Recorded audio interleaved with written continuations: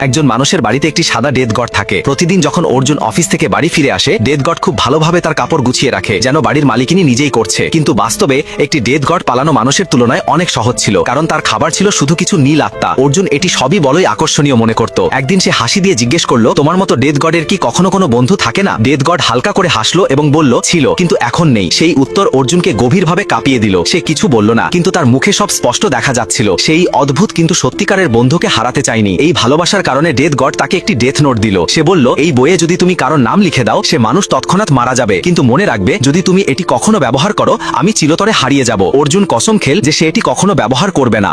তারা অনেক আনন্দময় দিন একসাথে কাটাল, কিন্তু এই রহস্যময় নোটবুকের খবর বাইরে ছড়িয়ে পড়ল এবং একদিন কিছু লুটেরা তার বাড়িতে ঢুকলো। তারা নোটবুক ছিনিয়ে নেওয়ার চেষ্টা করলো এবং একজন বন্দুকটি অর্জুনের মাথায় ধরলো। ঠিক তখনই ট্রিগার চাপলে লুটেরাটি মাটিতে পড়ে গেল। অর্জুন অবাক হয়ে দেখলো ডেথ গড নিজেই সেই লুটেরার নাম নোটবুকে লিখেছিল এবং সেই মুহূর্তে ধীরে ধীরে হাসি মুখে হারিয়ে গেল। অর্জুন ফুটফুট করে কেঁদে উঠল, কারণ সে তার জীবনের সবচেয়ে সত্যিকারের বন্ধুকে চিরতরে